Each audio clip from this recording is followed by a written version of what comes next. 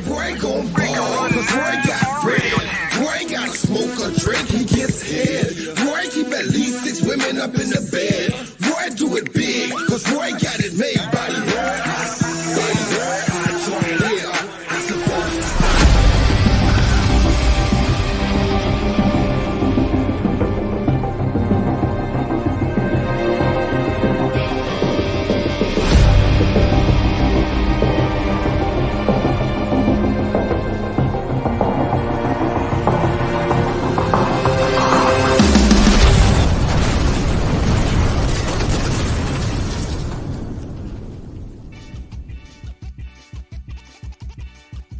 What's up? It's Ty. It is Tuesday at 7 p.m. We got all kinds of stuff to talk about. What's going on now?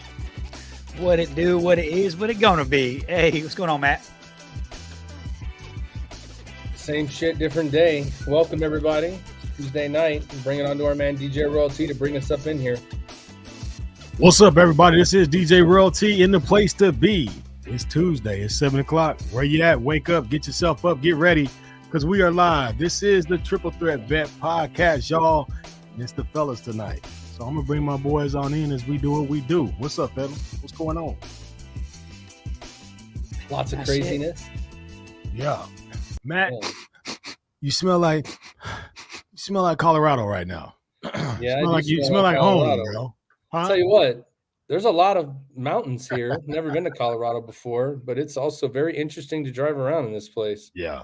So, yeah. You need to hit your boy up. Hit it. That's where Sean Sant lives. He lives right down the street from the base. Well, I am in Colorado Springs, so I may. Oh, you're in Colorado Springs, so you're that's where he's at. Okay, yeah. So you're by the Air Force up there. So you're the Army, technically. The Air Force. Well, the Air Force Academy is in Colorado Springs, and you got Fort Carson. Yeah. We don't care about the Air Force Academy. So if you're looking for a job, my boss, dictator, not going to drop name him, made me come up here. So if you're looking for a job to be a maintenance tech or in an administrative role, come hit me up at the DoubleTree in Colorado Springs this week, and you might get a job. There you go. Who don't want to go to Colorado in October? The weather's probably beautiful. Yeah.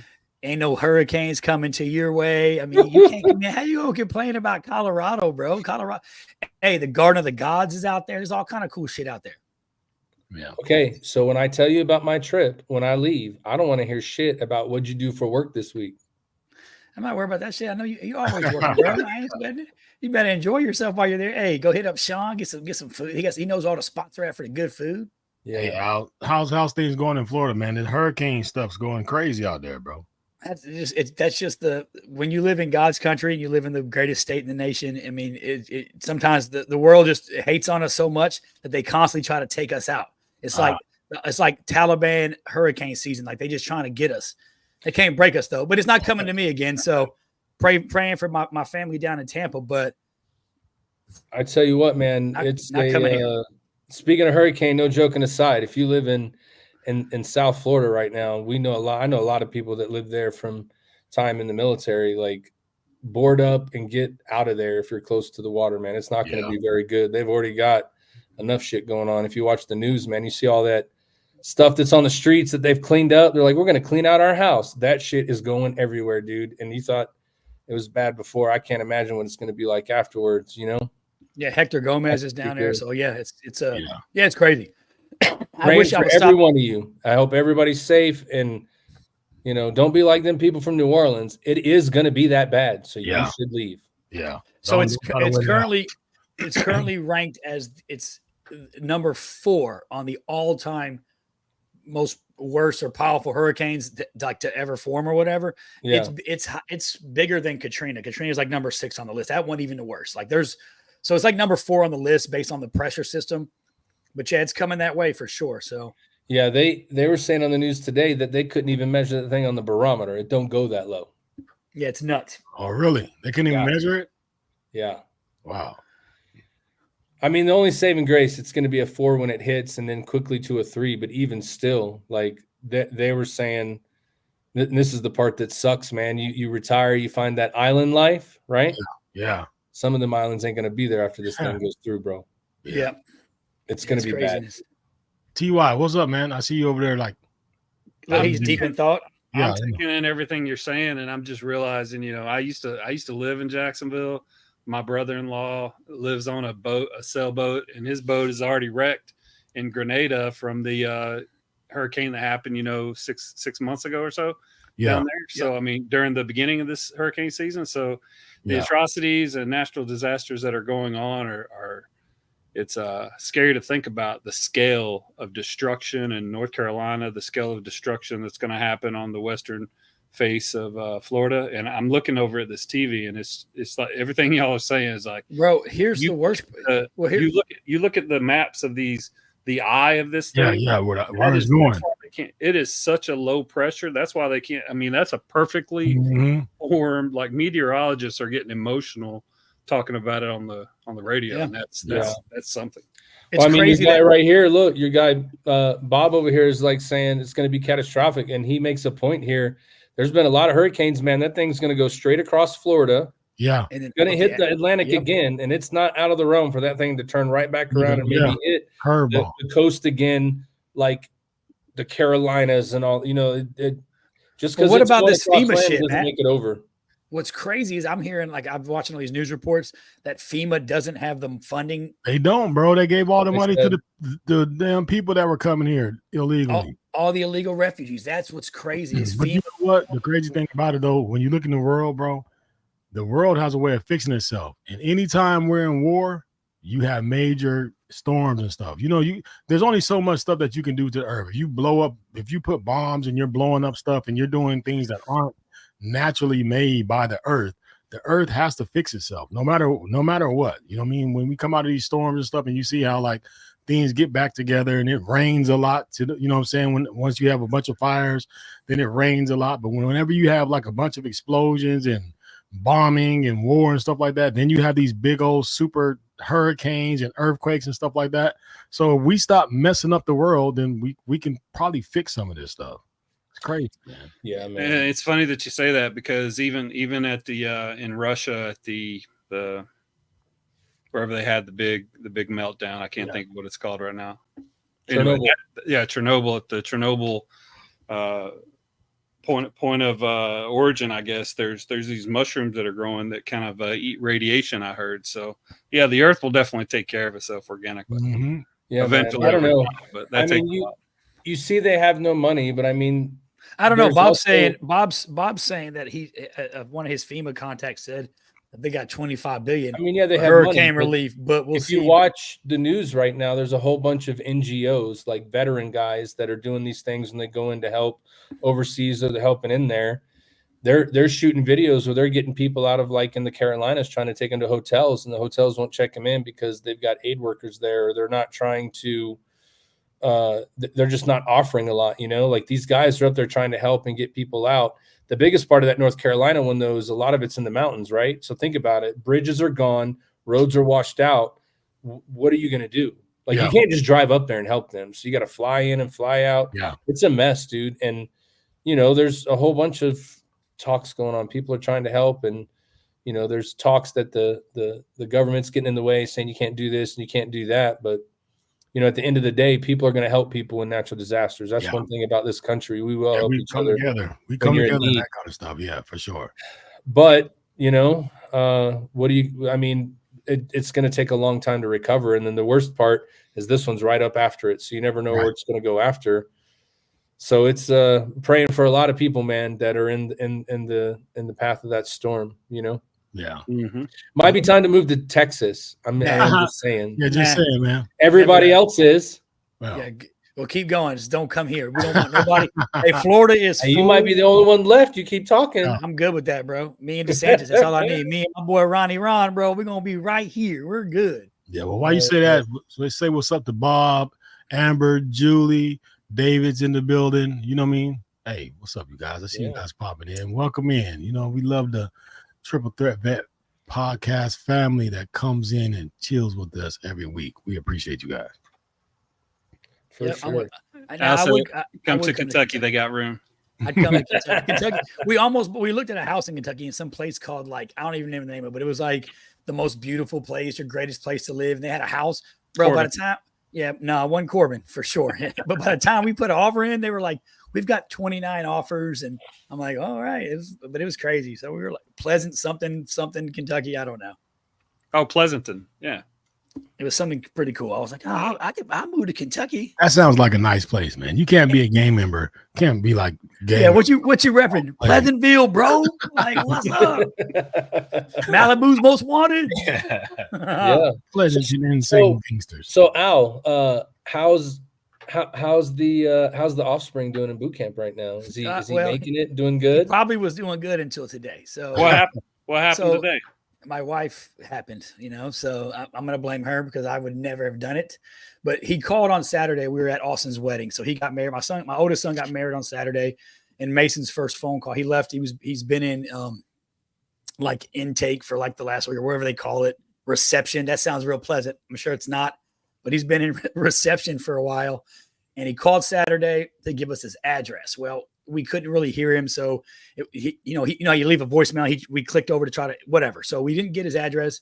So I called everybody and called his recruiter. His recruiter, nice guy, but he's a fucktard. He don't know shit. He was like, oh, I don't know anything. And I don't even know who to call. And I don't know nothing. I'm like, let me call. So I called the fucking National Guard because they don't have a lot of time in their hands because they don't really do a lot of shit, right? Unless they're deployed, but like home, they ain't doing shit. So called them. They came through in the clutch. He gave me a bunch of numbers. One of the numbers, and he did not forewarn me what the number was. He gave me a number, and it ended up being the company first sergeant. So I ended up calling, and First Sergeant Jones answers. I'm like, oh, I just fucked Mason. He is fucked. And I start talking to the guy, and I'm like, I'm just trying to get an address. I didn't even tell my name. So he comes. He's like, yeah, give me a minute. So he comes back on the phone. He's like, oh, well, security, obviously. What are you looking for the address for? And I was like, I just want to get an address so I can send like some letters and stuff. He's like, what's your name? And I was like, Albert. And he was like, does Albert have a last name? I was like, yeah, First Sergeant. His last name is Hero. He was like, oh, your son's here. Okay. I was like, yeah, he called, left the message. We couldn't understand the address. So here I am trying to. So he's like, yeah, I got you. Gives me the address. He's all nice and shit. He's like, house retirement and all this. I'm like, oh, fuck. Hang the phone up. My wife comes home and I'm like, hey, just so you know, you fucked our son. Like he's about to get throttled and it's your fault. She's like, why would you tell me that? Like, why would you make? I was like, because you did it. Yeah, I would never go. She's like, well, you're getting blamed for that. What are you talking about? You made the phone call, so that's your fault. Because here's what she don't understand. He ain't your fucking baby anymore. Like that motherfucker belongs and is owned by the United States Army, the greatest fighting force in the history of this country. They don't care about you. You ain't shit. I ain't shit. They own him. Like she's like, well, I'm the mom. They don't give a fuck. They are his mom and daddy now, motherfucker. You are not his mom. He's on First Sergeant's tit right now. It's just crying and suppling. You know what I'm saying? Like, hey, you know what? You should tell April to make it all better and to make it up to Mason. She should bake some brownies and send them. Don't know. I told her that we ain't doing that. Some brownies, yeah. That'll come in real good. She's like, can we send him photos? I was like, I don't know why you would. They're going to get those photos, be clowning. You're in the photos and be like, we're going to fuck your mom. They're going to be talking so much shit. They're going to have this motherfucker in a tailspin. They're like, oh, I'll fuck her. Like your girl pictures of your girlfriend, bro. Like just not send nothing. Like just send a letter. It's like, hope you're doing well. Love you. Peace out, motherfucker. That's what my letter's going to say if I even send one. Like I've got a blank piece of paper here that I'm supposed to be writing a letter. This motherfucker is going to probably remain blank.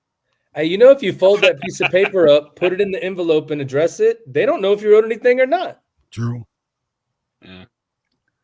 And it'll say all you mean, right? Yeah. All you mean to say. Nothing. I ain't got nothing to say. Do your shit, homie. Yeah, bro. Yeah, good luck. Don't die.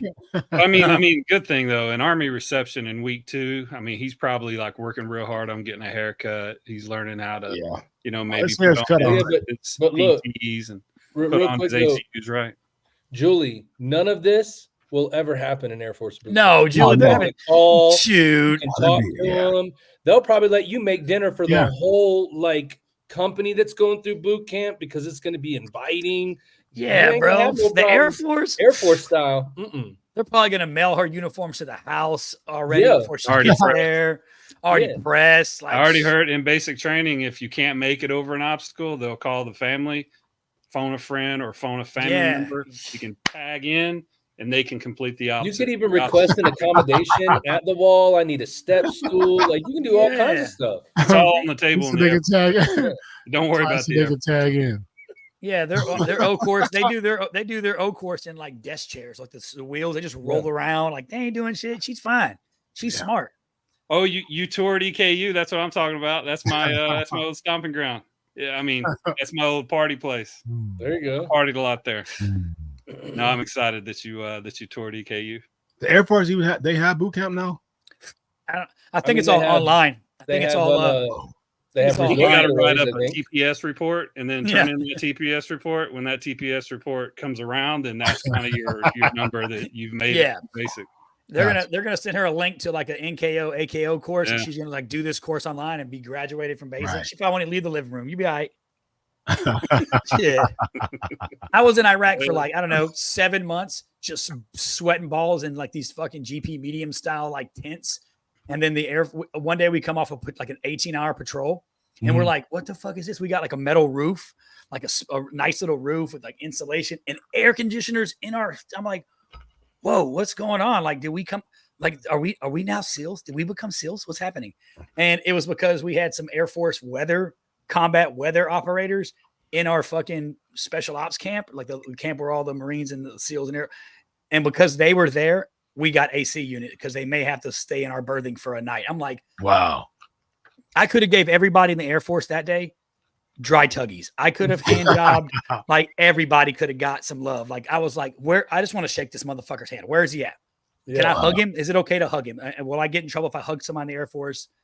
You know, but yeah, we had AC all of a sudden. I'm like, that is fucking the most. We had HESCO barriers. It was great. Bob, I need to clarify this comment.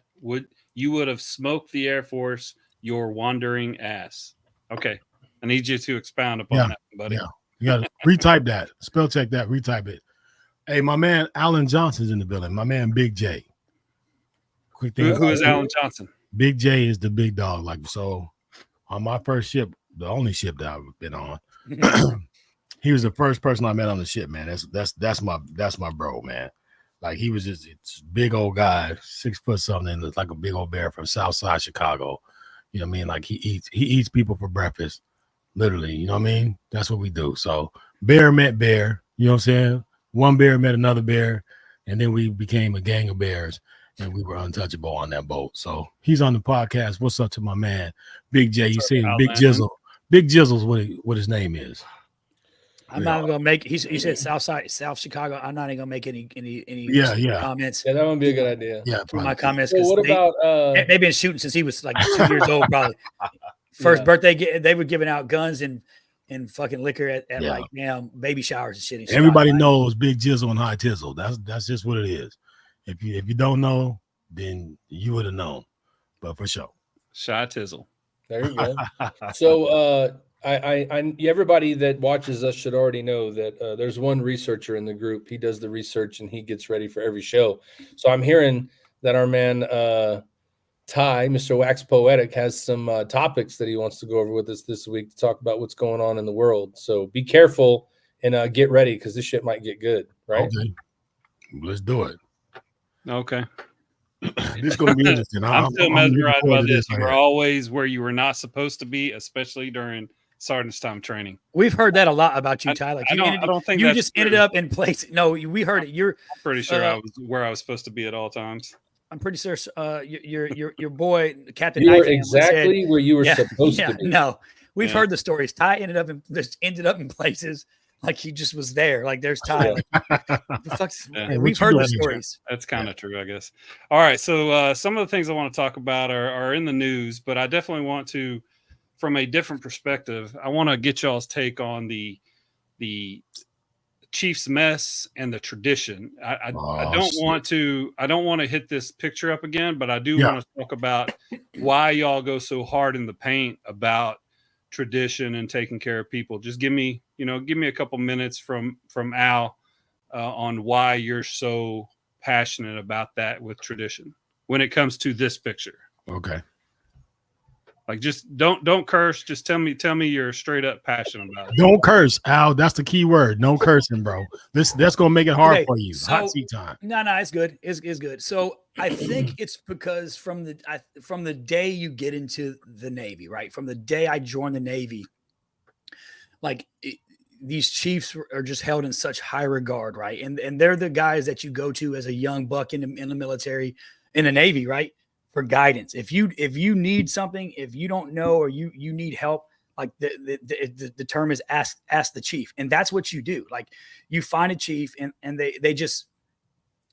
they've, you spend most of your career, I guess, wanting to get to that level, or to have the ability and the privilege and the honor to be selected into that position, right? The E7 position in another branch. But it's different when it comes to Navy, because it's almost like going from E6 in the military back to E1, and them rewriting and changing everything you've ever learned and heard about leadership and how to do it.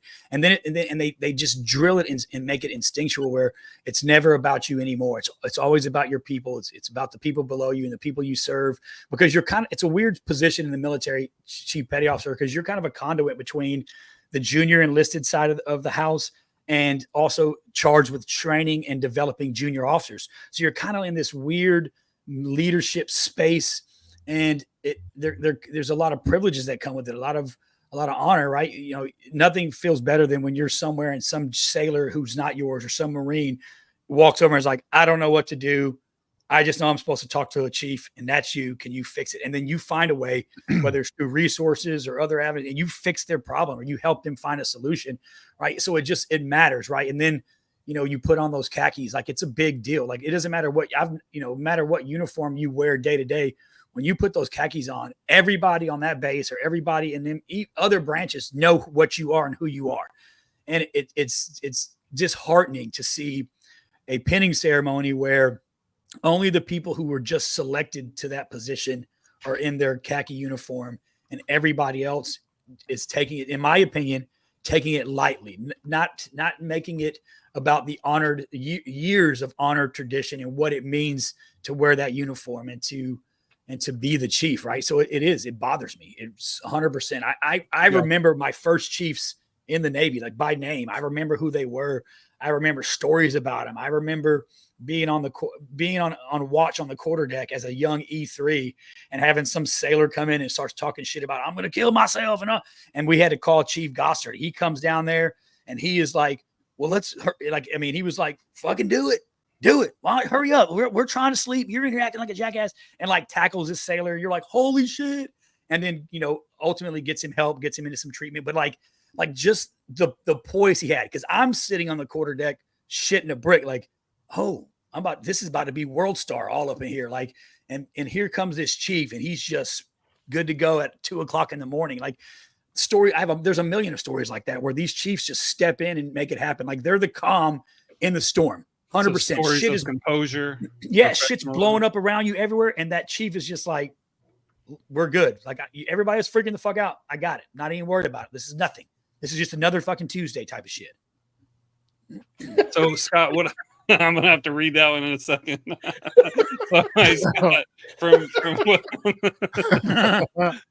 Been a while. Ty Cobb, you still married as fuck with 6 kids? If not, my marriage proposal still stands. Much love, you beautiful human being. There you go. I'm not exactly for sure who it is, but that was P. Diddy. Yes, I am still married. I still have 6 kids. That's Puffy, bro. No, Ty, you're married as fuck. Yeah, I'm married as fuck. Yeah, that means leave me alone. I got married and I got kids. Captain Birdseye, nice. Hey, Ty is ruined. He married as fuck with 6 kids, bro. You sound like a damn Hallmark movie. Sound like me, bro. Start of a Hallmark movie, the damn Brady Bunch. Very true. So, Scott, same kind of question, but what was that moment when you realized that you were just going to grab onto that passion of the tradition? All right, so same type of things as what I was saying, but then when you look at the chief, you look at like Smitty's and Don Massey's, you know what I mean, and Gregory Coles and stuff like that. And again, I know for myself, when I was in boot camp, I came into boot camp thinking I was going to change boot camp.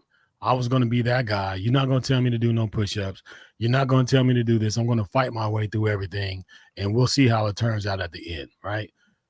Till Senior Chief came in there and changed all of that shit. Just like Al saying, the caliber of experience, leadership, and the backing that you have with the other chiefs that are in the mess, because it's not just one. You're going to fight the whole mess, man. You're not going to win. You know that you're not going to win. So when the chief comes, or when the chief is there, is so much knowledge, so much everything that is with that. You know what I'm saying? You can't win. You're in a no-win situation. So you have to respect it. You are molded to respect what they give you, because they're not going to steer you wrong, right? So you know that is not a transition of where you have just, okay, I did good on my test, so I've advanced. We've seen it even from when we were petty officers, watching people that we saw be so excited to make chief, and then see them go through a process where you see them and you're like, bro, are you sure you want to do this? Like, you're not looking good, bro. Like, what is going on? Like, what are they doing to you? And you saw like one of the people that was a first class petty officer who knew everything, that he's going to be a great chief. He's going to make it. And you see him go through this transition, and where you look at him and you're like, bro, he looks sad. He looks beat up. He looks wore down. Like, what has happened? Right. And then they do that transition and they come out, and it's an immediate difference. Like, you no longer are like, hey, what's up, bro? It's hey, good morning, chief. It's there. So you understand, you have full buy-in on the transition that happens. And for somebody who's gone through that, for us to see now, once we leave, and when you see a picture like that, or you see people who now are transitioning over into the chief rank, right? But that history and that what it was that made it what it was is seeming to be rubbed off and polished by this kinder, gentler type of crap. It turns my stomach, man. And it's one thing. It's hard to explain it had you not gone through it. And that's the only thing I can say. For those who have gone through it, we know where we came from and what we had to go through to get that. And just to think that it's been softened down so much to where people don't even care about the basic minimum, the minimum things, bro, is disheartening. I'm not even gonna lie to you. Mm-hmm. Yeah, I thank God every now and then that I got to meet the people that I got to meet. So, what about you, Matt? Like, as far as, you know, we've heard like what Al says, we've heard what Scott says, but with you, like, do you tell me like the thing that you wish we could bring back most about maybe Navy tradition and the Chiefs mess that has gotten away from recently, maybe with the new Army, GWAT to now, maybe look at that perspective? Well, I mean, I don't know if it's necessarily GWAT to now or what I would say you would bring back. I just see that from my entire time in the Navy, there's been this struggle to change things, right? So Ty, you and I have talked about this before. When we first met, the biggest thing we talked about, something as simple as a retirement, right? We do that a certain way for a certain reason, right? That's not done in every service. But further from that, being in the Navy and becoming a chief means that you're becoming the person that's going to lead sailors, junior officers, and we're the backbone of the Navy. That's what the phrase is, okay? There's tradition to where that comes from. 1893, that's when it was established. And from that time forward, have we done everything perfect? No, we haven't. But we are unique as opposed to every other service in the military, because you go through an indoctrination process to be called a chief. And if you don't go through that process, then you're called an E7. And so everybody knows, if you're like, don't talk to the E7, everyone in the Navy knows what that means. An E1 in boot camp all the way to a captain, they know exactly what that means. We're accepted into that fraternity because we're ready to lead and do the things that it takes to lead and be the, from the deck plate. And so when you see people that are in the picture the way that they were, and you see how things just kind of are, you hear things, it's disheartening, because it makes me feel, what's the point? Yep. What's the point? What's the point of being that proud to put a set of anchors on your collar and put a khaki uniform on? And when you walk into a room with the JO and you guys are wearing the same uniform, everybody else is different. Why is it special now? Why does it matter? Why is it when I joined the Navy and I saw my chiefs, we're talking to officers, lieutenants, lieutenant commanders, the skipper, they'd be like talking to everybody. And that officer, junior or senior, would just turn and go, "What do you think, Chief? What do you think, Master Chief?" They're asking the chief, "What do you think we should do here?" Not always are they going to be, we're not going to disagree with the officer in public. It's probably talked about before you got out there.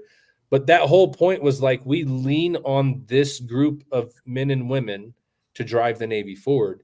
And if you don't take that serious, and I get it, maybe those guys are great at what they do, but you just showed that you don't care about tradition if you don't think enough to wear what you should. Yeah. The point of becoming a chief is to get pinned in khakis. They don't put your NWU cover on your head to call you a chief at pinning. They cover you with a combination cover. This is probably the most important moment you'll have in your career in the Navy, is for someone to put that cover on your head. They're in Bahrain, right? That means a chief not in khakis put that combo cover on their head. I'd be pissed off. That it just, I wouldn't feel right about it. You know what I mean? Like, just all in all, tradition is going away. We see it every day all around us. And that's the thing that the Navy holds true, I think, more than all the other services as far as like tradition goes. We have a lot of things that we do that are rooted from 1800s wooden ships sailing in the water. And when we start to get away from that, is it the right thing? Well, it's Just the only, because we're in a different time. I don't know. It's the only rank that really has this big traditional thing around it. Because when I made senior chief, it was just like, you made it. Congratulations. Yeah. Here's your anchor with a star on it. Congrats. There was no big to do when you make Master Chief. Like, congrats, you made it. It's big to us. It's like, oh, more money, next pay grades, awesome, whatever, right? Whatever you're thinking. But the fact of the matter is, the E7 rank, the Chief Petty Officer rank in the Navy, is the only rank. And here's the crazy part: we have other branches that go through chief season with us. I've been on the Air Force base in Gulfport, down there in Biloxi, where we had 6 or 7 Air Force gentlemen go through and women go through, and they were the same way. It's like Matt said, they got pinned with anchors in their U.S. Air Force uniform, and their Air Force combo cover had a Navy chief anchor on it. And it was a big deal. And we do it with the Army. We do it with all other branches. Marine Corps can go. We allow because I think the tradition of it is important, but I think what the leadership side of it matters. And we're like, hey, Marine Corps, hey, Army, hey, whoever, right? We want you to go through this, because if nothing else, we're going to build and make and train great leaders for other branches too. Like, when you leave this in this process, right? It's like going back to boot camp almost. Yeah. Like, you worse than that. Oh no, you go back to boot camp, but worse, for sure. It's worse. You have to learn all the stuff that you only need to know in boot camp. General Orders of the Century, singing songs, doing shit. You have to learn other branches shit. You have to learn other branches songs, what their ranks are. Like, I mean, it's a big deal. Like, you better be all knowing as a chief is what they want us to be. Yeah. Dude, I think the worst ass chewing I ever got when I was in a season, we got a ton, but I think the worst one ever was a group of us was told to sing the Marine Corps hymn, right? We needed to learn it. Yeah. Sing the Marine Corps hymn, and we couldn't sing it. And you would have thought that we were going to get kicked out of the Navy. Oh, yeah, for sure. We didn't know the hymn for the Marine Corps. That is like the fighting force and all the things that they've done. And you got beat for it. You got beat for not knowing their history. Dude, it was like we just disrespected an entire service, and they were furious, right? It was just seeing how much importance we put on knowing other services' traditions as well is just important. I mean, I just think that tradition is something that's going away overall. Just like Bob said, you got to go back 20 years. We need to look at what it was like then. Yeah. Alan over here saying that like it's all going away surely, and it really is. But you have to, at some point, somebody's got to bring it back. And here's the reality. You ready? We can't do shit. No, we can't do anything because we're gone. You know what I mean? We're not there. And so, I've seen posts, right? I'm still a part of a whole bunch of groups.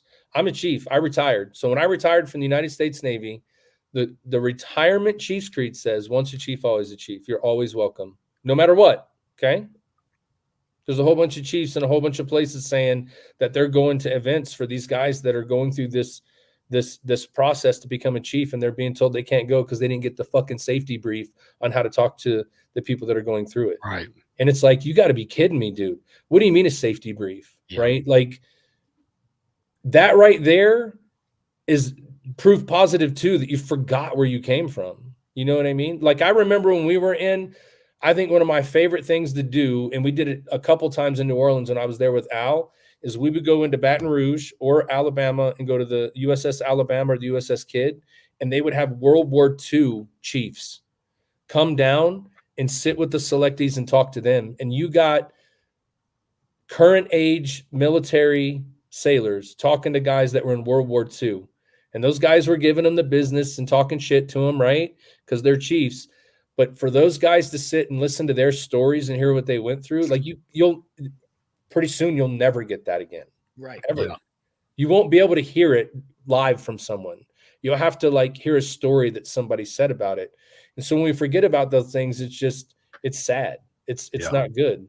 And it just makes me mad when you see that. To me, it makes it not special for the people that have strived for a career to get there, right?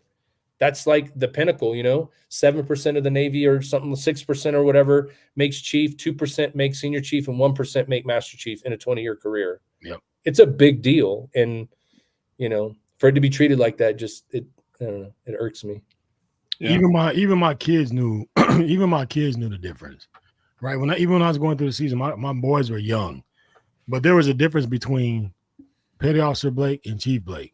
And even going through my transition, like I questioned myself. I questioned even though I thought I knew a lot of being an SH and a lot of being a recruiter, I thought I knew a lot. Like, I thought, hey man, I think I'm good enough to be a chief until I went through the process. And you go through the process and you question yourself, like, damn, am I even good enough to be in the Navy, bro? I don't even think I belong in the Navy, bro. Right. And I got to a point where I was down. I was questioning myself so bad because everything that I thought I knew about leadership, I realized I didn't know crap about it.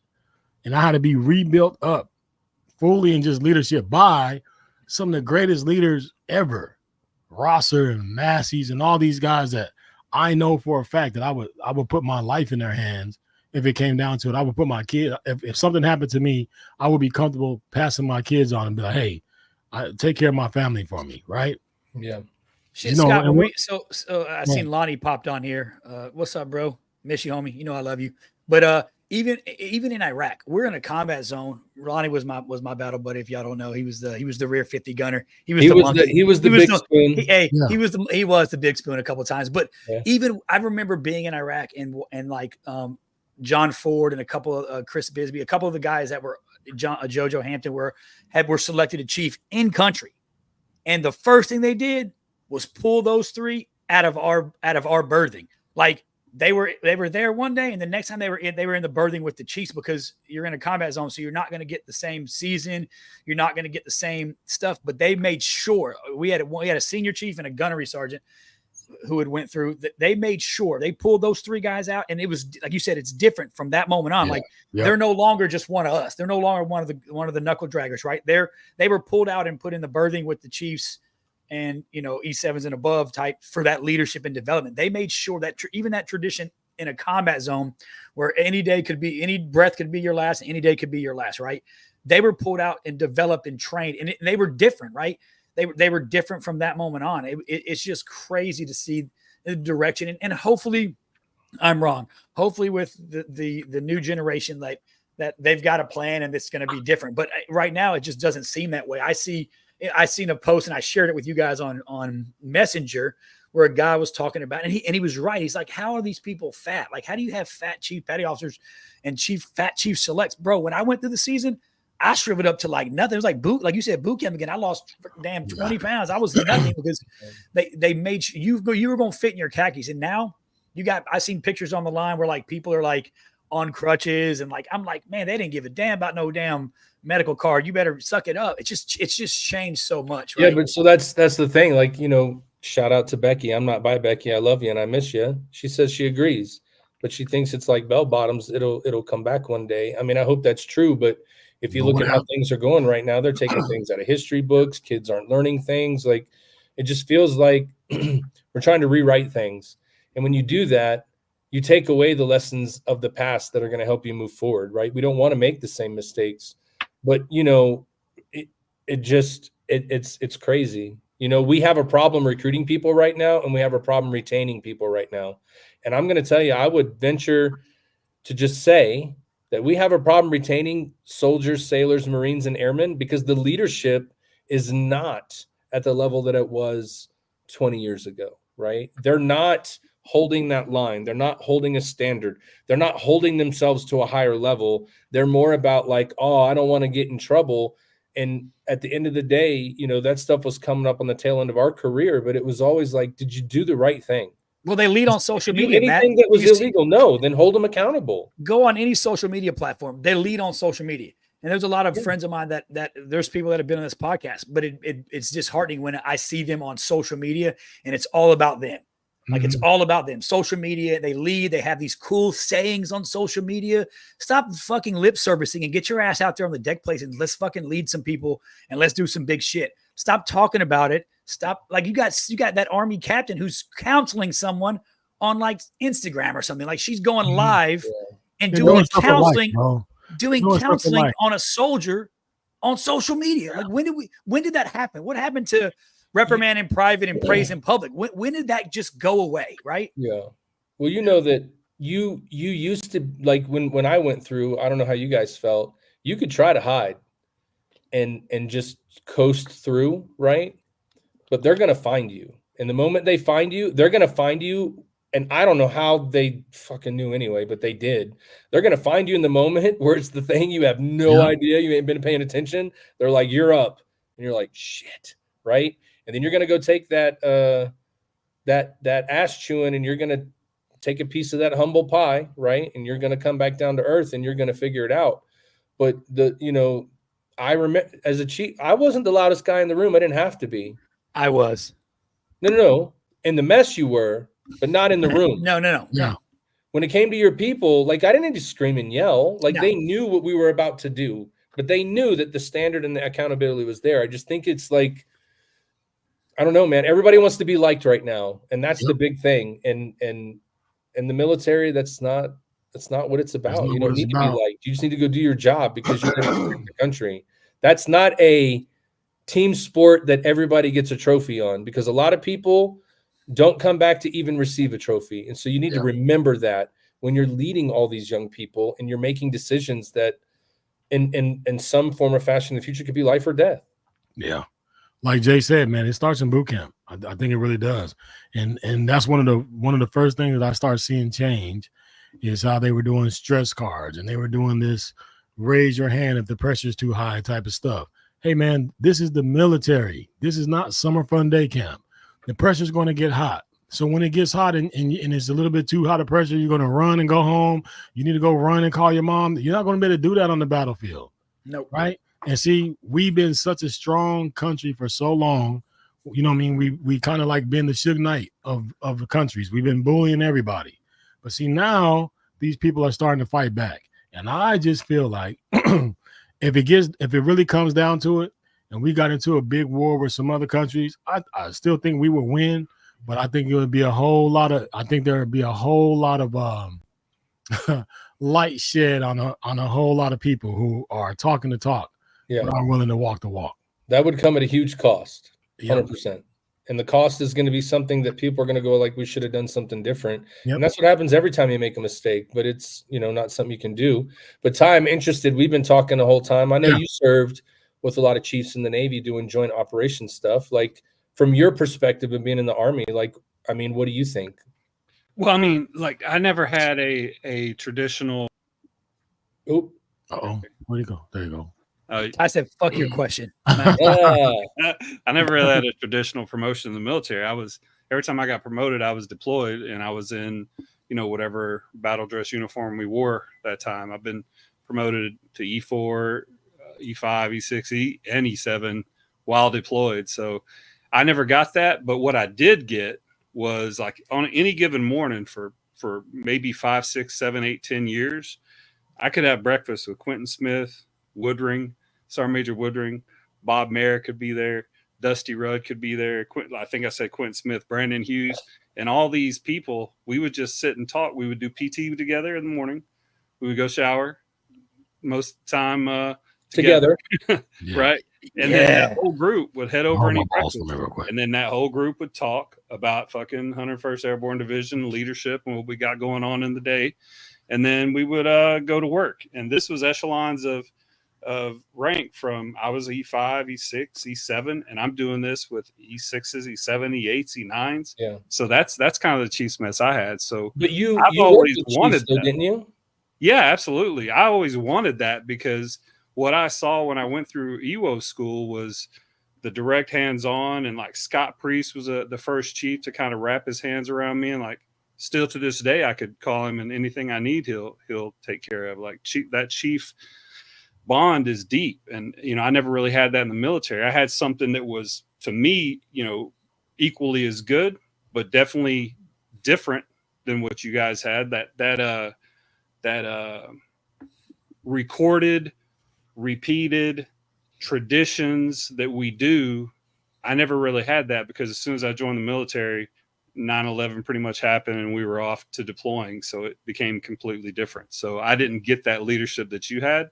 That's why when we started talking about, wooden boats and things like that, like my eyes perk up, because that's like deliberate ass stuff that we had to do. And that's what I like, that leadership. I don't like cookie cutter leadership, and I don't like some of the things I hear today, but I'm not there. I've not observed it. Yeah. So I can't really talk about it. I just know what I like. And what you guys talk about, what you guys experienced, what I experienced, I like. So yeah. I love hearing y'all stories. I'll tell you right now, and I will tell you, Matt will tell you, my wife does it sometimes. Like when my wife thinks, like when I, now that I'm out, you know what I'm saying, I'm kind of like softened up, right? So when my kids act up or something goes wrong, my wife will be like, "What you going to do about it, Chief?" Oh my gosh. When she throws that Chief shit on the end of it, bro, it's like a superpower comes out. I'm about to handle that shit. You already know. It's he rapes, but he saves. Yeah, so that's what you want. Okay, so you want Chief shit, okay. And it's just what it is, because there's a difference between Blake, DJ Royalty, High Time, Tizzle, whatever, and Chief. There's a difference. No matter where I go. If I go somewhere and somebody recognizes me with an anchor on it and say, "Hey, you were a chief in the military," automatically my posture and what I'm going to say and how I'm going to move and what I'm going to look like to them is going to be different, because they recognize the brand. Yep. You know what I mean? It's different. See what you're saying, but I see the way you three men carry yourself at all times, and it's different than most three men carry themselves at all times. That's what I'll tell you. That's what I observe. I mean, that's why I fuck with you. Yeah. I mean, if you were lackadaisical most of the time, I wouldn't fuck with you. You guys are fucking professional, and that's what I like. So yeah. So okay, so that's one comment, and then here's one I really wanted to get into. What about the pagers that go boom, push to talk radios that go boom, and now because of that, it's talking about China's using propaganda to say that some iPhones may have explosives in it. Like, what do you think? Like, to me, this is just all ridiculous scare tactics. But what do you think about that? What do you think about Hezbollah was blown up by some handheld pagers and push to talk radios? I think they set that up a couple years ago. Israel did, I think, just from what I've heard. So if you want to talk about that's going to be something that you'll probably learn in like war college stories for a long time. Because I mean, they went to the most basic rudimentary communication device that they knew that their enemy is going to rely back to, probably because of their intel, that they were going to go use that because you couldn't trace it, track it, GPS, pagers. So like that thing was like put in play years ago. That didn't just that didn't happen overnight. You know what I mean? They didn't just issue pagers from like a factory. So like that's crazy. Like it's crazy it happened. But yeah, I did see today, like on TikTok, China showing iPhones blown up so that kids get scared about using their iPhones. Yeah, I mean, it's all good. Hey, I've got the old iPhone. My shit's so old. I'm good. Well, no, that can't be the case though, because your Becky iPhone's not as old as your Pages. iPhone across the room. Oh yeah, but your iPhone can't be as old as in Pages, bro. No, bro, I had a pager, bro. They stopped making Pages in 2000. I had a pager back in the day, bro. Yeah, I did too. So who still has one, man? That thing's 25 years old. Who still? I'll tell you who still has evidently the terrorists got them. Damn terrorists! Right? Like, what are you doing? Yeah. What? I don't know, man. Somebody offered me a pager now. I'm already gonna be thinking like, what is that? Yeah. What's going on with this, man? You gave me a pager, bro. Like, it's 2025. What we doing? Funny story. Bob Mayer says CIA has had that technology for a long time. Anytime that I have to explain to my wife who I'm talking to in the realm of characters in my life, Bob Mayer is always known as CIA Bob, because this dude has got intel from places that I just don't understand where he gets it. And it's been like that since he was like a E4 specialist. So I don't know where he gets his information, but anyway. Yeah, I mean, that one was strategically, like they were showing the videos on the news, and you saw some dude was like shopping for oranges, and all of a sudden that pager blew up. He's on the ground. Everybody's like running from him, like, what's wrong with this dude? It's crazy, man. What's the movie with Jamie Foxx in it and the dude Gladiator? Citizen. Yeah, I mean, like that. That's one of my favorite movies. Hey, that's a movie. That lawyer, that technology, bro. Yeah, it's like, I mean, that's one of my top 3 movies right there, man. Law-abiding citizen. I think. Yeah. When the judge answered the phone and blew her head off, bro. Yeah. I just think the warfare changes that this is going to introduce. Like, we're not okay. Not only are we doing this, but we have drones. Drones launched largest drone strike yet in Moscow, killing at least one. I have a video of one of these drones. That's all they kill was.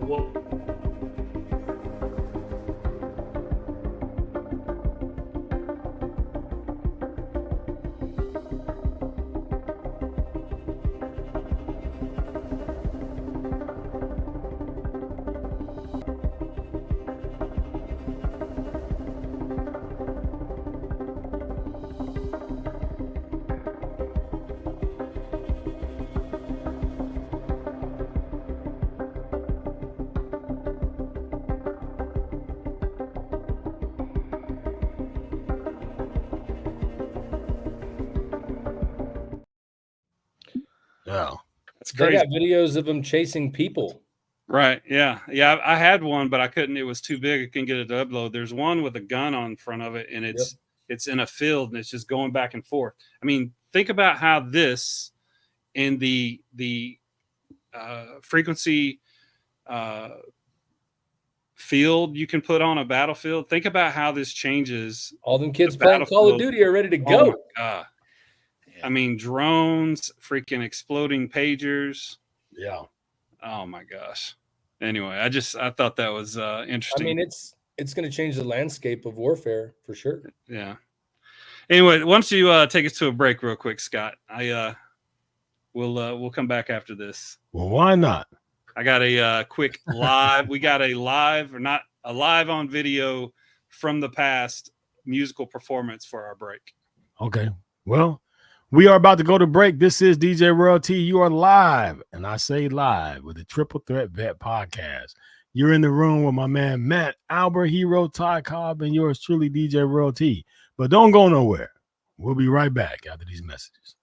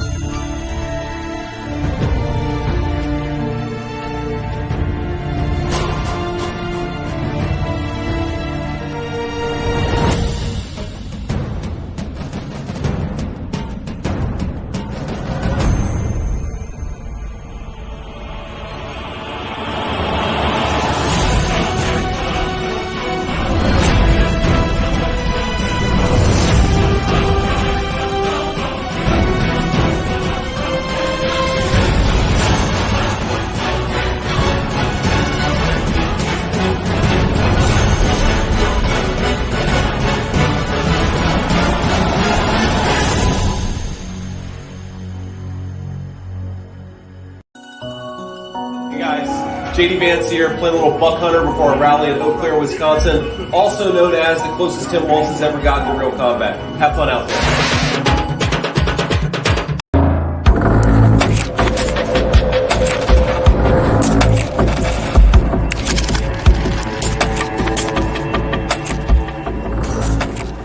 Gear up in style wearing Got Your Six apparel.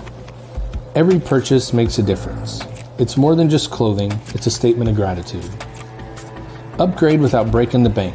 Discover cost-effective, high-quality clothing made in the USA. Each shirt is handcrafted by our team in the great state of Texas and shipped for free to your front door. Got Your Six is where quality meets purpose. We're a small veteran-owned business that takes pride in the mission and the value of our products. Join us in growing a community, supporting our heroes, veterans, and first responders by wearing a custom design. I thought you'd never ask. Visit sameflagsameoath.com and use the code TRIPLETHREAT for 10% off. Follow us on all social media platforms for any upcoming releases or events, and you can reach out to us with questions anytime. We are here to support our brothers and sisters.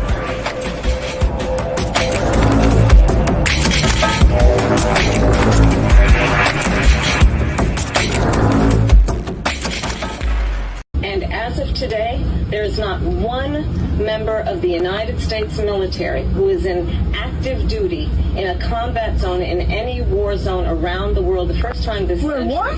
But let's understand. So where the fuck are we right now?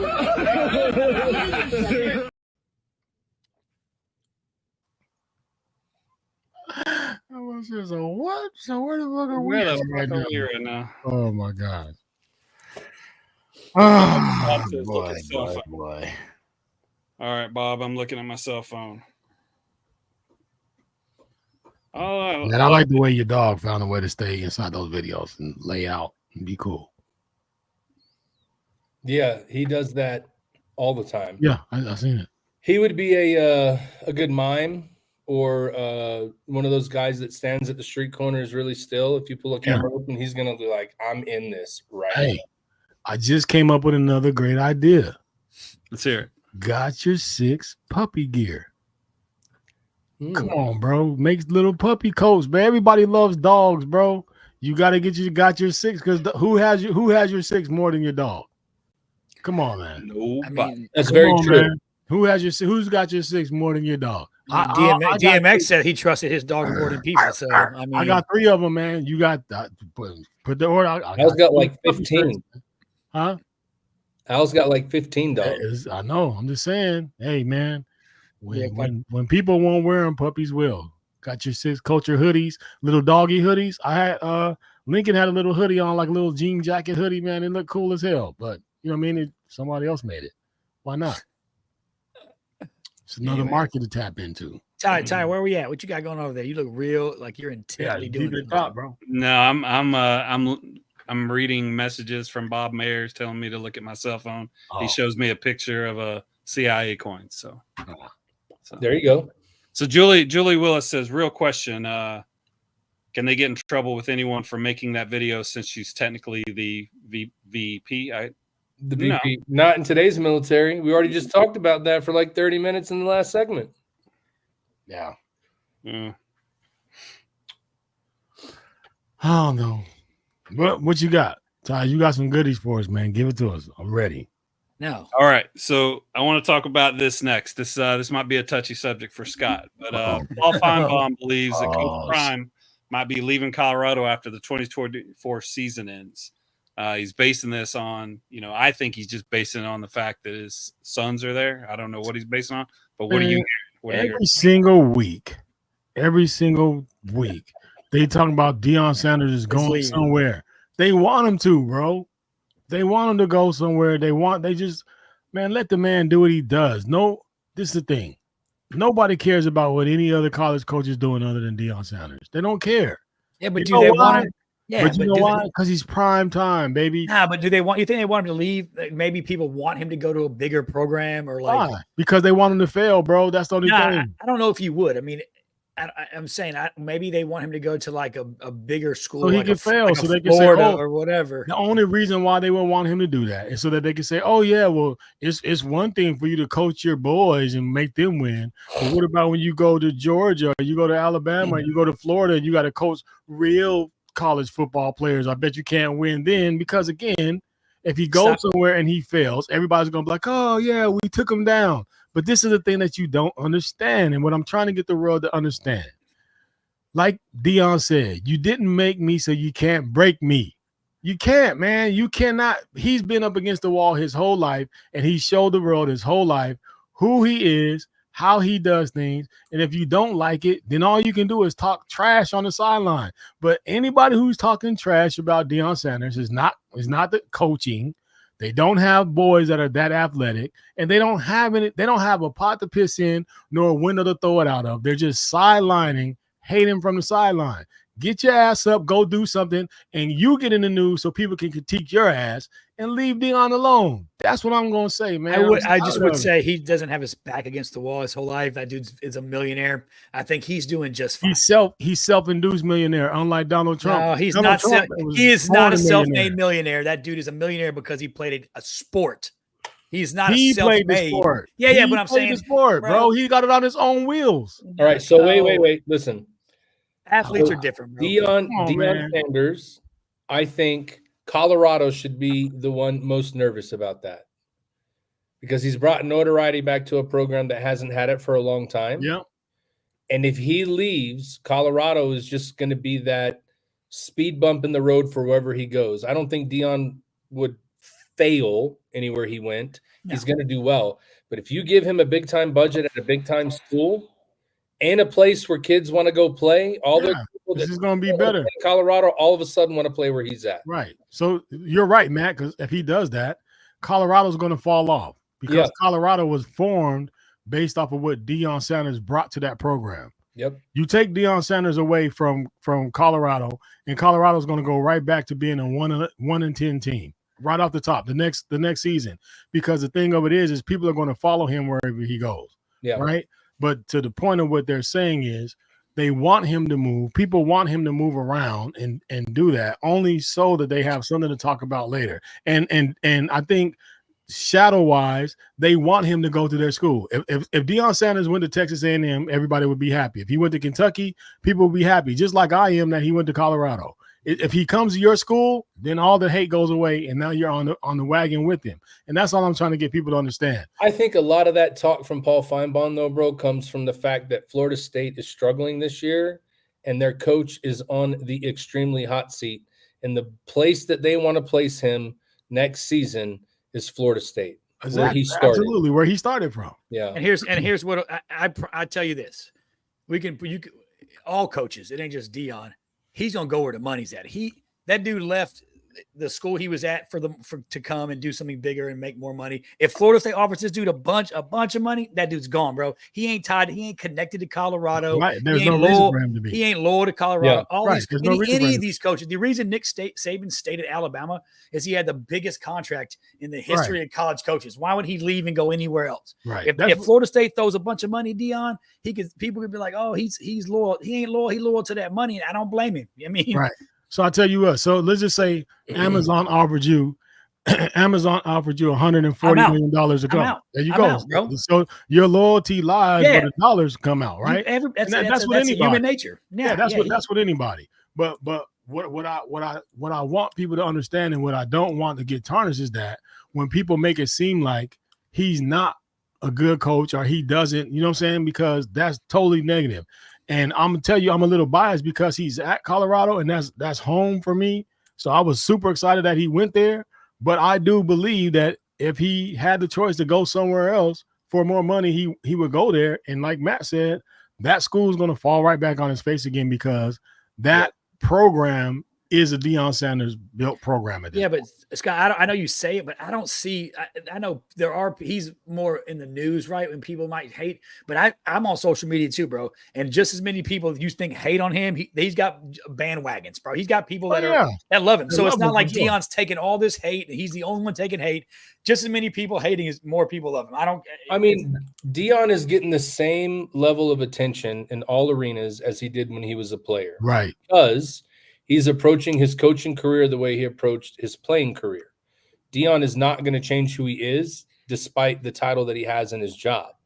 So people are going to hate because of that. So my whole point, like when we've had our talks, I just feel like those kids in Colorado, when you see Deion walk in a room and what he carries with him, that had to be a starstruck moment for them. The only people in the room that probably were not surprised were his kids. They were like, we've grown up with this. Yeah, this is what we know. But now all that attention that comes in, you know what I mean? It can be very distracting. They've proved me wrong quite a few times this year, right? I hope they continue to do it. But, you know, he's just a guy that he doesn't make any apologies for who he is or what he does. He's not going to do that. Right. And so there's probably more than a handful of schools after this year when they know that his boys graduated, they're both picked to go in the first and second round of the draft.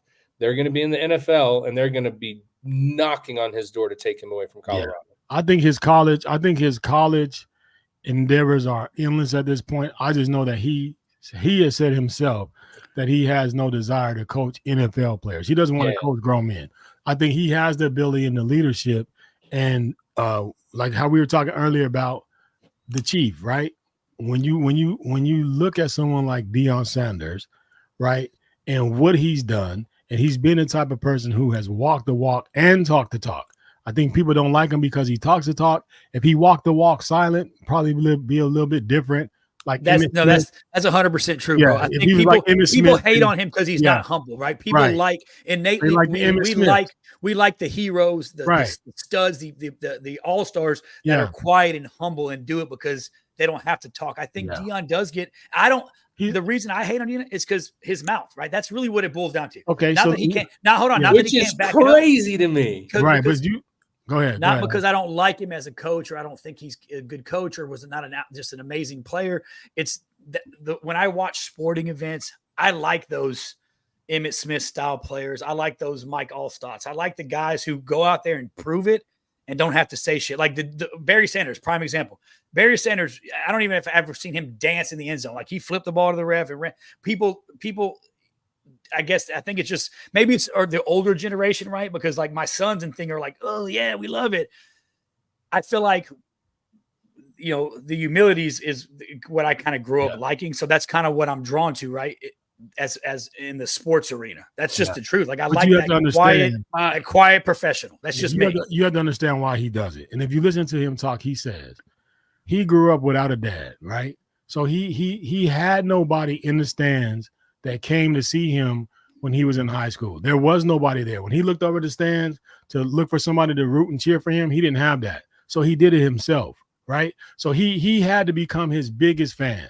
And when that is your motivator to be successful, that's what got him there, right? Is that he talked himself up. He went out in the backyard when nobody else was out there and worked on drills and worked on his speed and worked on his footwork. He did that. He mastered 2 sports at one time. He did that. He didn't have the dad to come out there like Michael Jordan, you know what I mean, and have a brother to play with that was good. He didn't have that. So he boosted himself up. That's all he knows to do. Yeah, bro, but there's a million. There's a million. I get it, but I'm saying it's like Muhammad Ali, man. Muhammad Ali talked more shit than anybody, but he was the greatest. I wouldn't go that far and call him the greatest. Muhammad Ali was the greatest. One of them. Bro. He's one of them. I wouldn't go the greatest. So. I think our hero. I think Lennox Lewis was Muhammad Ali is. He's not the greatest of all time. Muhammad Ali to me is not the great. I think he's great. I'm not a Muhammad Ali guy either. I don't think he's a great heavyweight, but this is why we keep him around. Just saying. You have to. But anyways, no. Deion's not the only player who grew up in that type of environment. Yeah, right. Well, so you can't say that's the only reason. How many times have you seen something written about Deion though, where he came from? Right, I get it. He doesn't advertise that as much. You know what I mean? You're saying here's what I'm saying. I don't like Dion as a coach because I wish he'd shut the fuck up and just coach football and let these, because he won 4 games last year and never shuts the fuck up, bro. You might win 5 or 6 this year. Shut the fuck up and coach, motherfucker, coach. That's just me. I don't, and I think he would be a great coach anywhere he goes. But I think he needs a little fucking dose of some humility, right? Just because you're Dion. So you don't feel like you don't feel like he got a dose of humility going to Colorado, right? And you think about this, going to Colorado, even if Dion wasn't there, even if you took Alabama's coach and put him in Colorado, the outcome would have been the what Colorado had as players in that first year would have been able to play against Oregons and Washington's and those big teams like that. There's no way, bro. There's absolutely no way. And for the fact that now they are playing these teams like Baylor's and stuff, they're not the greatest team, but they're getting there just based off of him being there, whether he's talking loud or not. He's brought a winning culture. You're right. To Colorado. So here, I guess my thing would be this. I guess the only thing I would say is this. In my opinion, because of who he is, the hate that everybody's like, oh, everybody's hating on him. He brings his own hate, and maybe he does it on purpose, and that's fine. But I think everybody's like, oh, everybody's hating on Dion. It's not fair. Dion brings that shit on himself. It's not like people just hold on. I agree, but it's not like people just don't like Dion. I loved him as a player. I grew up in Georgia. Like I loved him as a player, but I think he brings that shit on himself, bro. Like sometimes you bring it on yourself, bro. 100%. Very true. 100%. He brings it on himself. Not that it's not unwarranted. Like people don't just hate Dion because he's Dion. I think he brings some of that shit on himself. You can't talk as much shit as you do and have a fucking 4-win season and act like you just won the fucking ship. Like, bro. Okay, so how you supposed to act though? Huh? How you supposed to act? You supposed to act like your team ain't shit and you ain't gonna win nothing? No. But there's a difference in a fucking Nick Saban winning national championships and Dion. So hold on now. So you're telling me it's okay to go fucking ape shit on 18-year-old kids in the middle of a game and tell them they ain't shit, they can't do anything right. That's okay, but it's not okay to sit and boast about yourself.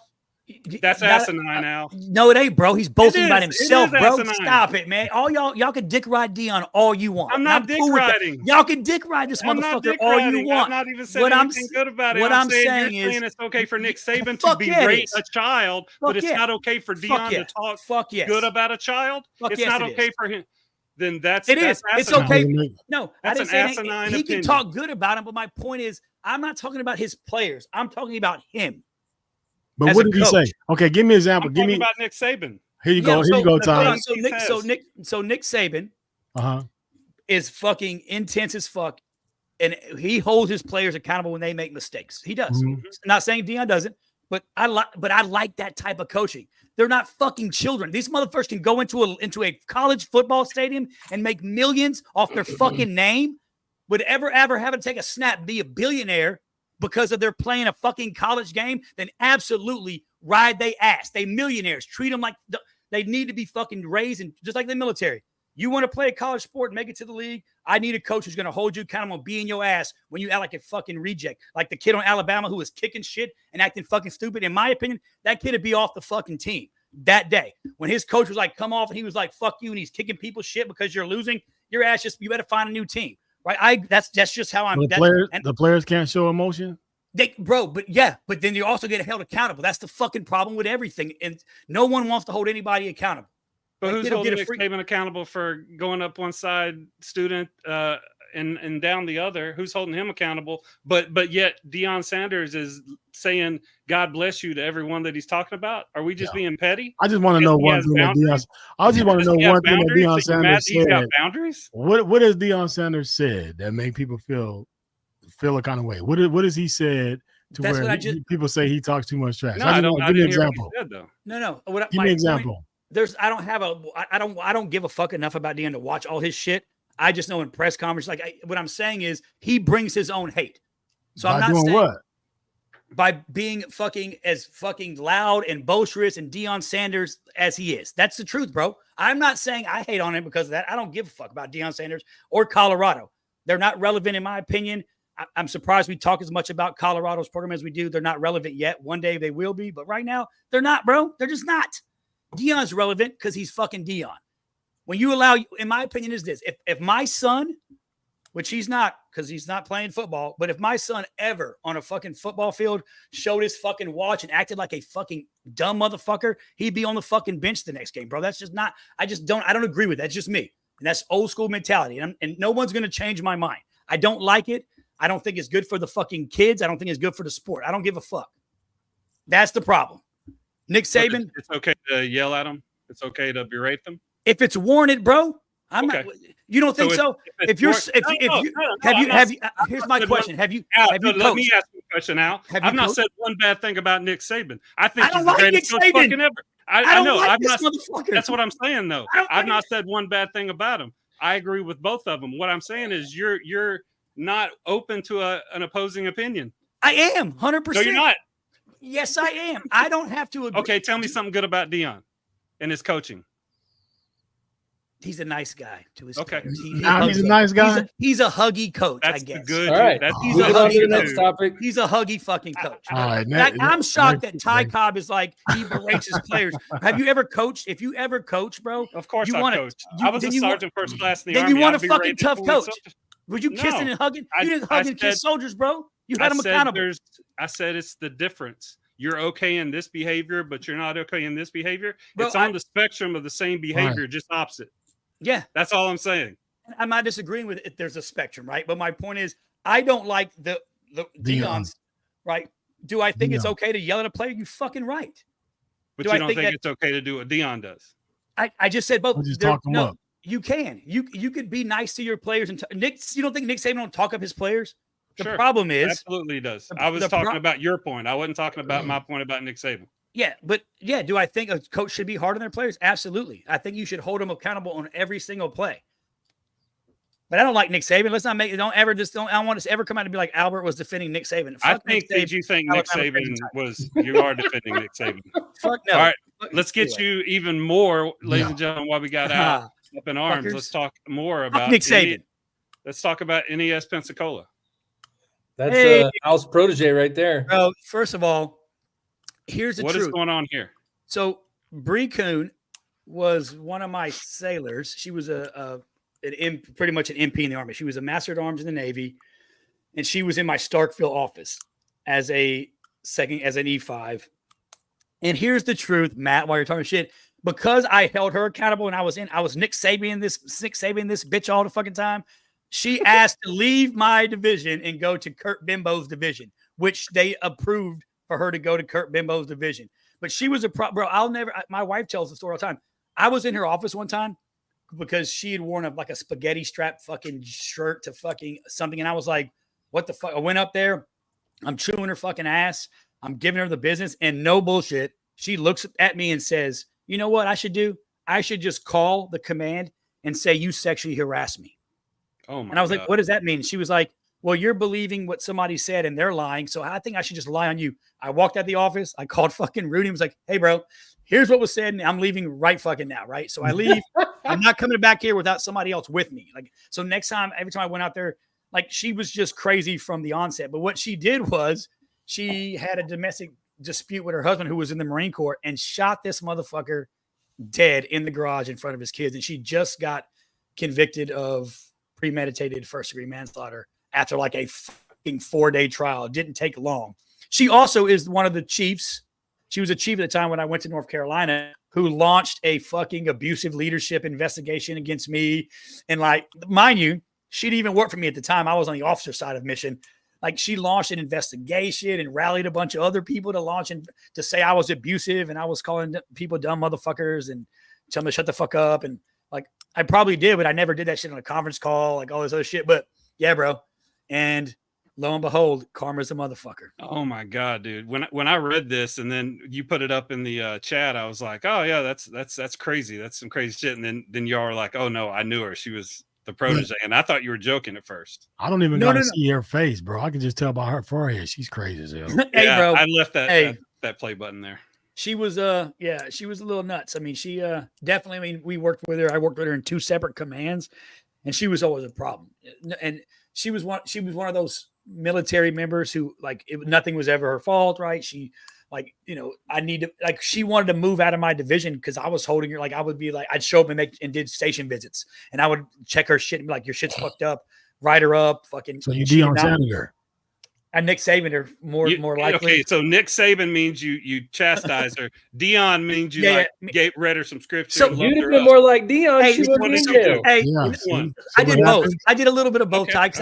I gave her some Deion sometimes, and got her, helped her, but yeah, she was like, I can't work for this guy, and I want to go work for Kurt Bimbo, and they fucking did. They approved it, let her move to Pensacola, work for O'Kine Curtis, apparently.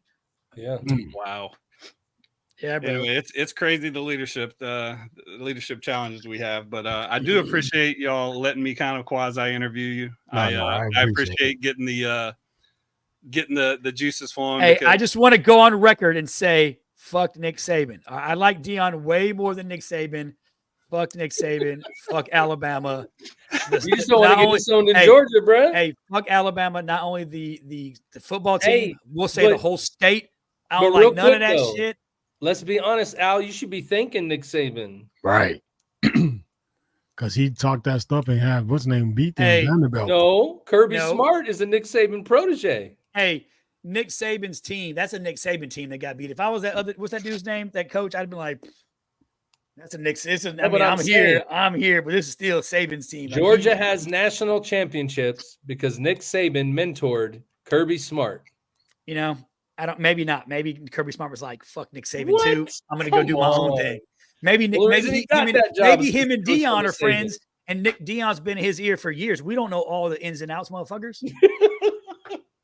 Fuck Nick Saban. Fuck Deion. Well, I just don't say Deion. No, I want to say on the record, man. For the record, Deion, do what you're doing, man. I'm behind you no matter where you go. I know what the deal is. Haters gonna hate, ballers gonna ball. You a baller, they some haters, and they're like old potatoes. Scott, if he was my coach, I'd be happy he was in my team, bro. That's what I'm gonna say. I'm just saying you hate him until you're around him. I hate anybody that's threatening my shit. Which he's not threatening anything right now. I mean, what do you mean? He could, man. I wish we could just be like, do an exhibition game, bro. They might make it into the top 12. Colorado, and they might, and they're going to be out after one game. Bro, I don't know. They may play Georgia in the first round and get their fucking heads drug, get skull drug in this motherfucker. I can't wait for that. That's going to be good. No, they're not. They're definitely not that good, but they're better than Colorado. Okay. All right, so we'll get to sports here in a second. Future guests we got coming up next week. Who we got there, Al? Deion Sanders. If he's coming on, I'm fucking not going to be on the show. Yeah, I bet you wouldn't. I bet I would. First in line. I'd be on that bitch telling him he sucks. I would. I bet you wouldn't. Be like, your kids probably ain't even yours, motherfucker. You better get him DNA tested. You mother. No, I'm just kidding. No, we've got Louis Forsica coming on. He texted me today. Actually, he's actually currently he's an electrician now, so he's currently helping with which is pretty admirable as well. He volunteered to go help with all the North Carolina stuff going on after the hurricane. But he is a Navy corpsman who was awarded the Navy Cross. For anybody who doesn't know what that means, that's pretty high honors, considering the only thing above that is a Medal of Honor for his accolades and heroism in combat while in the U.S. Navy. So. Pretty excited to have him on. Yeah. Sports. Last week we did get the win in fantasy sports, so we are now at 3-2. We've won 2 games in a row. We beat Marcus Ligarius' Loud team. Got a bunch of good guys that I'm in this league with from Fort Campbell. They're a bunch of military guys from Fort Campbell. Been playing in this league for about 7 or 8 years. So we've moved up to second place. We were in 7th just a couple weeks ago. So we moved up to second place with a big win over the Garris's Loud team, 157-112. So I see that we're still holding on to fucking Josh Allen. What are we doing here? Well, I mean, There probably ain't a whole lot of options out there left. I was going to come to you guys and ask you, like, as you can see, we are getting absolutely no point production from our quarterback, but we did draft very well, so all of our position players are absolutely kicking ass. So if you can get a better, there's got to be somebody out there we can pick up for a quarterback, bro. Who got Washington's quarterback? I don't know, but I'll look for him. Yeah, I'll look and see if I can trade for him. Where did he go to school? Trades. Who? That's right, LSU. Anyway, next slide. Get out of here. Fuck LSU last year, and fuck LSU as well. Fuck LSU. Of course. No, I'm just kidding. So speaking of fuck LSU, there was a lot of this was crazy teams. So what happened? I'm just gonna tell you right now. I was blessed. Let me tell you, I was blessed to be in the state of Alabama at a Moon something barbecue, which was pretty decent barbecue for Alabama, and watched people while I'm ordering my food after this wedding take cigarette breaks and were crying. Like I was like, this dude had a neck tattoo with missing teeth. Clearly, he was sucking pee at quality ends at some point in his life for drugs. And he was like, I need to take a break after Alabama. I'm thinking, bro, you probably got a GED. You didn't even go to Alabama. Nobody saw that coming, bro. No one, and it was classic. Even when they were up, when I was watching the game, I was at the I did too. Place. I saw that Alabama was losing by like 3, and I was like, oh, they'll be all right. That's what I said too. I was never like, thought that they were going to lose it. I thought for sure. I was like, oh, it's second going into the third quarter. I was like, oh, Alabama will come back. It's a short lead. You know why? 40 points though for Vanderbilt putting up 40. That's crazy. Because Nick Saban wasn't there screaming at players. That's why they lost. That's what I was going to say. It's just karma for Nick Saban screaming at all those players at Alabama. Whatever. They can't handle it. I don't think it's. Well, I think he said that's the easiest place to win or something like that. He did say that. He's like, easiest place to win. Right. As they were tearing down the goalposts. Like, oh, yeah, that's what you think it is? Okay, here we go. Well, I mean, but look down the list. Tennessee the Arkansas Tennessee, I don't think is as surprising. Yeah. No, probably not. Arkansas struggled a little bit the week before with Oklahoma. They squeaked the win. I was surprised they went as high as number 4.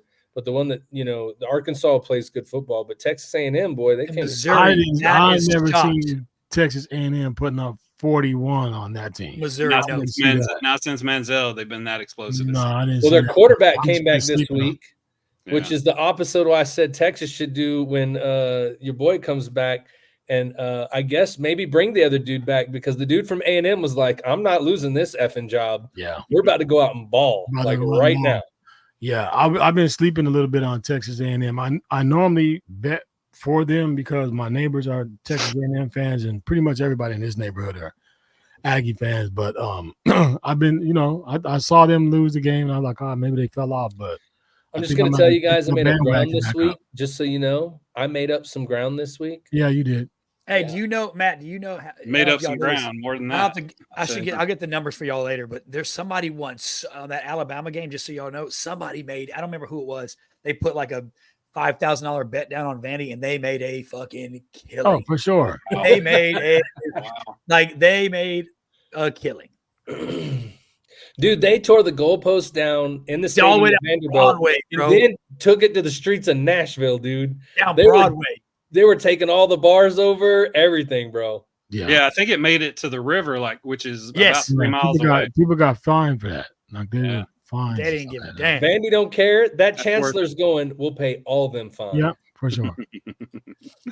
So anyway, Notre Dame had a bye. Georgia beat Auburn 31-13. Texas A&M beat Missouri 41-10. We saw that one. Navy beat the Air Force, and Army beat Tulsa. What y'all got to say about those games? Y'all watching? Those are awesome. Well, I fucked myself just being a dumbass. The Navy look good, bro. Well, and you're fired, Al. You can't be talking about khakis no more, bro. First of all, I only picked them to go Air Force, dude. Every 3 of y'all. I only picked them because I was going against the 3 of y'all. But you only do that if you weren't in the Navy, bro. I pulled a D on. I let my pride get in my way, and I picked. I went with pride over intelligence. Gotcha. On this one. If you would have went with pride, you would have picked the Navy. You went with no intelligence. I wanted to be the odd man out, and I was stupid for doing it. I will admit that. Well, let's see how it worked out for you. Not great. Al Hero went 2-2. Matt Johnson 4-0, and Scott and I went 3-1. Look at that. Look at that. It's gotten a little bit tighter at the top. Just a couple 1 week. games. I'll be separating all number of us now. one, and after that, Bro, how am I still last, bro? I don't understand. Stop picking you're Colorado. 24-12. That's how. Hey, I know I went back and I listened to the other podcast. I think I got cheated out of a score because I picked Notre Dame on that game, and I don't think they gave me that game. Hey, I'll tell you what, it is very possible that you're getting cheated. I wouldn't call it cheating. I would call it. Yeah, I think I do this for free, and I may not have put it right. Yeah, because I had to go back because I thought for sure I said Notre Dame because remember that's the one I changed up, Matt. You told me I can't change because they were at home, and I was like, no, I gave you that one. We can make you 20. We can make you 25 and 11. I may not have given that one to you, to be quite honest with you, Scott. I It remember still put you in saying fourth, we were one gonna behind switch the old hero. Yeah, it's okay. that's okay. We'll get it you back. I'm gonna get it back. You. Just like that Prince versus MJ tally that I sent y'all in the chat. Yeah, I think that's right. I looked at all the. It's about right. Close enough. Close enough. I'll send y'all a list, and y'all can go back and look at it too, because I put down which one. Did you see that Michael Jackson transition I sent you guys today? Yeah. Oh yeah. That's crazy, right? Hell yeah. That dude went from a young black kid to an old white black man. woman. Old white lady. Young black kid to an old white lady. Fuck yeah, he did. But anyway, okay, what we got next? Mm-hmm. Notre Dame versus the Stanford Cardinals. So since these first two games are yours, Al, we'll let you go first, buddy. So I'm going Notre Dame. Okay. And I'm going Georgia.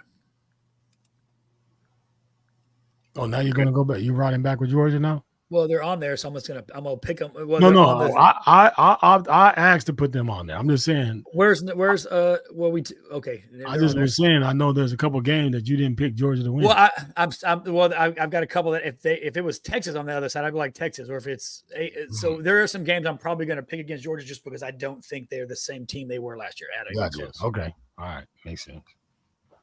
All right, Matt, go ahead. Notre Dame and Georgia. I'm gonna take Georgia because they're at home. If they were in Mississippi State, I think it'd be way too close. Yep. Notre Dame, Stanford's a hard one to pick because they always play tough with each other. But I'm gonna go Notre Dame. Yeah, Notre Dame's home. I'm going with Notre Dame as well. What you got, Scott? I'm taking Notre Dame and Georgia. Okay, so I've got Notre Dame and Georgia as well. So we're all locked in for all the same picks there. Texas A&M's got a bye this week, so Colorado. Go ahead, Scott. Colorado Buffaloes over the Kansas State Wildcats. Gotcha. Al? I'm going with Kansas State. Matthew.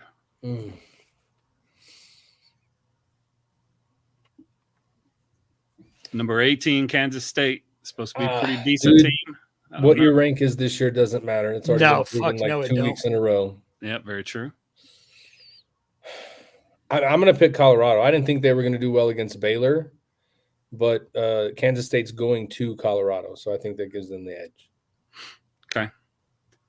I too pick Colorado. I actually think they're starting to sync up. They may start to get a little bit. They're going to definitely be bowl eligible. I think they're going to do okay in the bowls, but I'm not crazy thinking they're going to do any national championship stuff. But I like what Colorado and Dion are doing. Al Hero. Okay, next game.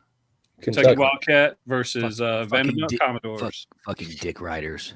Lightning's not going to strike twice. You're going to pick Vanderbilt? Lightning is not going to strike twice. Fuck no. Okay.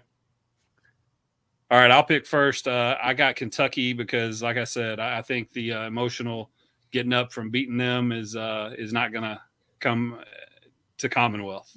So I don't think that's going to travel very well. This is going to be at UK. I think UK scrubs the floor with them. What you got, Matt? Yeah, Kentucky's going to win. Vanderbilt doesn't give a shit if they win another game this year. They beat Alabama. They don't care if they win for another 10 years, bro. They don't give a shit, bro. They're going to be on the sidelines getting the shit kicked out of them by Kentucky, and they'll be telling the coach, but we beat Alabama last week, bro. Yeah, bro. They don't care. Yeah. What you got, Scott? The same thing, man. Lightning is not going to strike twice in the same place. Sure ain't. Al, same? Oh, yeah, bro. Same. Okay. Navy's on a bye, so we got Air Force and the New Mexico Lobos. That's so a friend of mine who is a Navy chief who worked for me for a while. Her son is a stud receiver for New Mexico State. So New Mexico. So that's what I'm pulling for. Oh, very good. The Lobos, okay. Go ahead, Matt. Fact. I'm taking the Lobos. I don't Her think son, just so y'all know, her son is number 7. Just so y'all know, y'all watch the game. He's number 7. I'll put that on the list here. So when I watch the game, I'll be sure and pick them up. His last name. So Matt now have New Mexico? Yeah, Nick Trujillo is his name. Nick Trujillo. Okay. All right, who you got, Scott? In honor of Taco Tuesday, I do, my friend. It's going to go with the Mexican Lobos, bro. All right, I'm still going with Air Force. Oh shit! Are you really? Yeah. Okay. I think Air Force is going to destroy New Mexico. What? Yeah, I don't know, bro. I absolutely think so. Oh my God. All right, last game, Army versus University of Alabama Birmingham. So we're starting to see some of the service academies playing some of the same teams over. As you noticed earlier this year, Service Academy played UAB. So who y'all got? Well, it's the Army, so who you got? I got the Army. Me too. Scott. Oh, man. Bruh. Our boy Rich said Army by 16. Rich said Army by 16. He wants to say Army, but he can't be the same as us for every game. Otherwise, he's never going to move up. Yeah. Well, just because my man Rich chimed in, I feel like that was a good luck chime. Can't go against my man Rich, man. I'm going Army Black Knights. I was about to say Alabama Birmingham, but no. In honor of my man Rich LaMonica, I'm going with Army Black. I think that's the Air Force's only win is UAB, right? Yeah, I think so. I'm not picking the Air Force. I can't do it, man. Yeah, I know. Well, I'll never make that mistake again. I'm kicking myself for doing it. Just trying to be a dickhead, and I'm going Army. Come on. Okay. All right. Well, everybody picked the exact same except for me this week again. Yeah, it's your chance to get one. Well, no, I picked Air Force, and y'all picked New Mexico, and then other than that, we all picked the same except for Al picked Kansas State. Yeah, there's just 2 separate picks this week. Oh.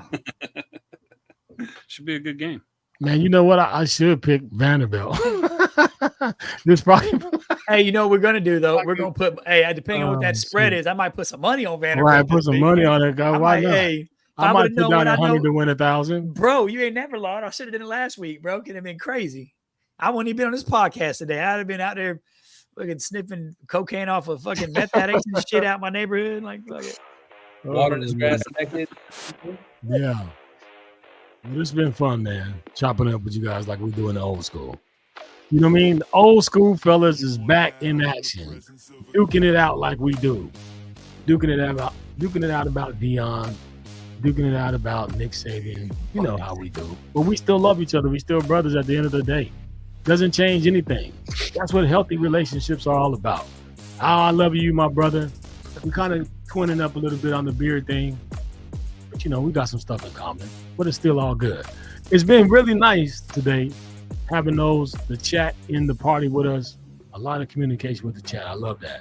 So Julie, Rich, Bob, my man, Alan J, Big Jizzle in the Hizzle. Julie's in here. You know, the crew. We appreciate all you guys, man, coming in and keeping us up. Bob, you know, we love it, man. So tell your friends, tell your family, tell people that you know that on Tuesday night at 7 o'clock, they need to be here with us. Triple Threat Vet Podcast, man. That's what we do. You know what I'm saying? We're in here with the great Big Matt, Al, and Ty Cobb and your man DJ Royal T. I'm going to tell you like I always do. May your next day be your best day. Love hard. Life is short. Enjoy it while you can. I'm going to bring my guys back in, man, so they can wax poetic one time before we get out of here, man. My man, Al, what you got for me, brother? Just want to make sure I'm on record again saying fuck Nick Saban. I do not like him or Alabama, including the state. No, I'm just kidding. No, thanks for everybody coming out, man. It's awesome when I get to get on here and talk shit and act like actual brothers and argue. It's you know, it gets my blood flowing. But it's also awesome, like to Scott's point.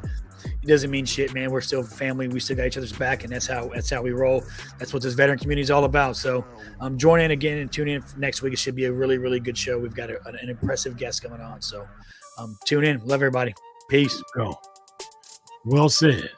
To my man, my brother, man. Hey, I still got that coffee for you, man. It's in the bag. It's nice and sealed up, waiting for you. I had to bring it to you, man, since you always come to me. Man, if I just jump up and bring it to you. But while you in here, man, same flag, same oath, got your six, the man, the legend himself, my brother, Matt. What you got for us, bro? I just want to tell Becky, I love you. Thanks for joining today. I miss you. I'll be home soon. Just thanks to everybody joining out. Remember, tradition is important. If you take away tradition, then you'll never remember what it meant to get to where you're at anyway. Sameflagsameoath.com. All your merch is there. It's coming up on Christmas time. It's Fuck Cancer Month. We got a shirt for that too. Go on there, support these heroes that have made it and the people that we have to remember, and help us support some nonprofits. Until next week, we'll see you guys. Peace. There you go, Matt. I'm going to tell you, when you get up in the morning, look to the west. You're going to see those big, beautiful snow-capped mountains. No, I see them I saw them coming in. There you go, those beautiful snow-capped Colorado Rocky Mountains. And when you do that, give a big hooty-hoo for your brother Blake in the morning. I miss those. I'll record it for you. Okay, I appreciate that, man. But yeah, just enjoy yourself, man. To my man TY, the big guy, the one that waxed poetic all the time. My brother from another mother. We share the same hairdo, but his beard is a little bit sexier than mine. But that's okay. What you got for me, bro? Man, I enjoy having these conversations. Funny story, about 16 years ago when Sarah came up to Fort Campbell and we decided we're going to make a go of it and get married and live together. She kind of saw what it was like to live with me. And I lived with Berto Fight at the time. And every day our conversations, whether we were talking about the weather, whether we were talking about sports, or whether we were talking about goings on in the world or the military, we were probably arguing about it pretty hard. And a lot of what we say is like, if we're isolated and we're not there, we're not having that vitality in life, if we're not discussing things we want to do, discussing our aspirations, then you're not doing anything. So iron indeed does sharpen iron. Go to Got Your Six, same flag, same oath. Wax poetic about something. Thanks for joining us in the comments. Thanks for being a part of the show. And go ahead and take us out, I guess. For sure. I want to give a special shout out to my man, Big J, Alan Johnson, live in the building with us today. That's my big bro, man. It's always good seeing you. And to everybody, man, this is what we do. We love you guys. Just make sure that you come back. See us next week. Like, share, subscribe, all that good stuff. Let people know that the Triple Threat events are out here. We're working for you. All right? And until next week, like I say, may your next day be your best day.